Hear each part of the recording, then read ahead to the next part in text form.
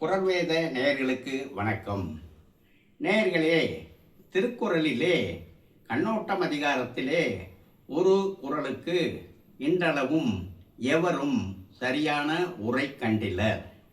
மண்ணோடு இயைந்த மரத்தனையர் கண்ணோடு இயைந்து கண்ணோடாதவர் என்பதே அக்குறள். மண்ணோடு பொருந்திய மரத்தை ஒப்பர், கண்ணோடு பொருந்தி கண்ணோட்டம் என்று சொல்லப்படுகின்ற இரக்கம் இல்லாதவர் என்பது இக்குறளின் கருத்து. இக்குறளில் உள்ள மரம் என்ற சொல்லுக்கு ஒவ்வொரு உரையாசிரியரும் ஒவ்வொரு விளக்கம் கண்டுள்ளனர். பரிமேலழகர் மரம் என்ற சொல்லுக்கு இயக்கமில்லாத மரத்தை ஒப்பர் என்று விளக்கம் காண்கிறார். மணக்குடவர் சுதைமண்ணிலே செய்த மரப்பாவையை சுதைமண்ணிலே பொருந்திய மரப்பாவையை ஒப்பர் என்று விளக்கம் காண்கிறார். சுதைமண்கிறது சுண்ணாம்பு சாந்து. இந்த சாந்தில் மரப்பாவையை பொருத்தி வைப்பாங்க. அதனால் மணக்குடவர் மரப்பாவையை ஒப்பர், சுதைமண்ணில் பொருந்திய மரப்பாவை ஒப்பர் என்று விளக்கம் காண்கிறார். காளிங்கர் மண்ணிலே வரைந்த கற்பக தருவை ஒப்பர் என்று விளக்கம் காண்கின்றார். எந்த உரையும் சரியான உரை இல்லை.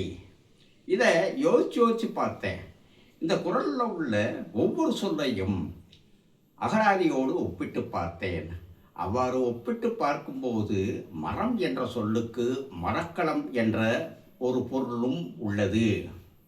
இதன்படி கண்ணோட்டம் என்று சொல்லப்படுகின்ற இரக்கம் இல்லாதவர் எத்தகையவர்? அவர் மண்ணிலே பொருந்திய மரக்கலத்தை ஒப்பர் என்று விளக்கம் அமையும். மண்ணிலே பொருந்திய மரக்கலத்தால் பயன் எதுவும் இல்லை. அதுபோல கண்ணோடு பொருந்தியும் கண்ணோட்டம் என்று சொல்லப்படுகின்ற இரக்கமில்லாத கண்களால் பயனில்லை என்பது இக்குறளின் கருத்து. என்னுடைய கேள்வி என்னவென்றால், இன்றளவும் இக்குறளுக்கு மரம் என்ற குறளில் உள்ள மரம் என்ற சொல்லுக்கு மரக்கலம் என்று பொருள் கண்டவர் எவரேனும் உளரோ? இவ்வாறு பொருள் கண்டாலே மிகச்சிறந்த விளக்கம் அமைகிறது. ஆதலின் இச்சொல்லுக்கு இப்பொருள் கண்டவர் எவரேனும் உளரோகள், சான்றோர்கள் எவரேனும் உளரோகள். நன்றி, வணக்கம்.